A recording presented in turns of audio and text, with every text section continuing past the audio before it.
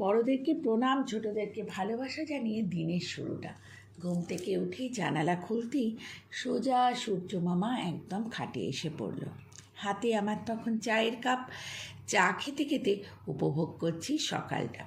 কার কার এরকম জানালা খুলেই সরাসরি ঘরে একদম সূর্য মামা ঢুকে পড়ে, বলো তো আমাকে কমেন্টস করে।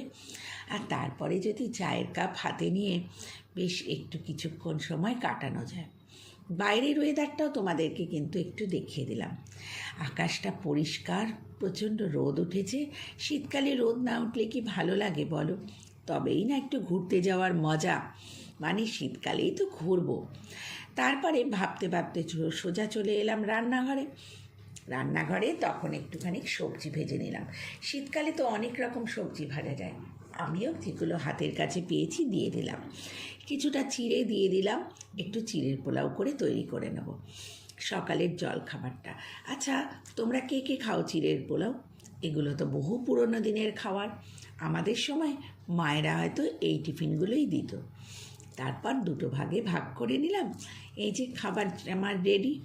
সারাদিনের বিভিন্ন কাজের পর একটা বিশেষ জায়গায় যাব বলে তোমাদেরকে সঙ্গে নিয়ে বেরিয়ে পড়লাম বলে এইভাবে দেখালাম। আর এখন রাতটা কিন্তু বেশ অনেকটা। চলো কোথায় যাব? কারণ এখন যাই কিছু করি না কেন সবটাই তোমাদের সাথে ভাগ করে নিতে ভীষণ ভালো লাগে। তা এসে গেছে, এবার আমি নামবো আর তোমাদেরকে সঙ্গে নিয়ে সেই বিশেষ জায়গায় যাব।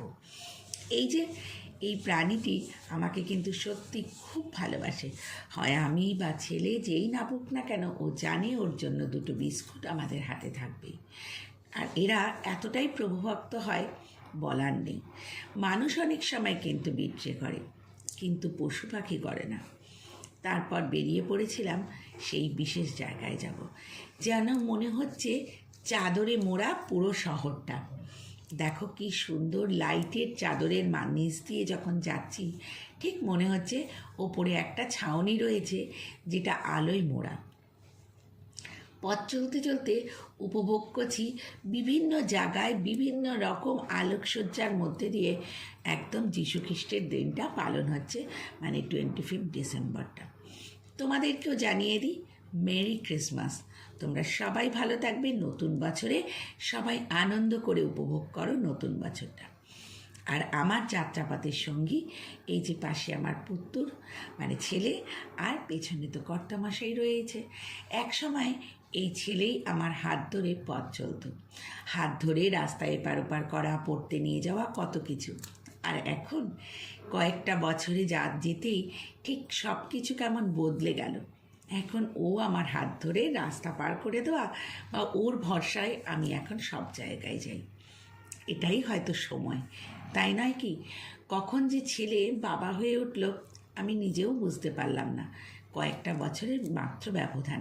চলে এসেছি সেই বিশেষ জায়গায় তোমাদেরকে সঙ্গে নিয়ে। এতটা রাত, কিন্তু আমি বিশ্বাস করো ফটো তোলার মতন এতটুকু ফাঁকা জায়গা পাচ্ছি না যে সুন্দর করে ভিডিও করব বা ফটো তুলে তোমাদেরকে শেয়ার করব। তার মাঝখানেও যখন যেখানে একটু ফাঁকা পাচ্ছি একটু ক্লিপিং নিয়ে নিচ্ছি। প্রচুর প্রচুর মানুষ।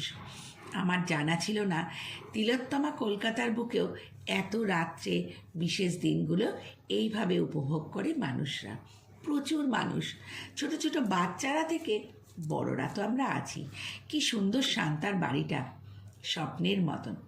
আর এই জায়গাটায় অনেক বিশেষ মানুষরা এসেছে এবং আসবে বিভিন্ন অনুষ্ঠানের মাধ্যমে, এটাই জানতে পারলাম।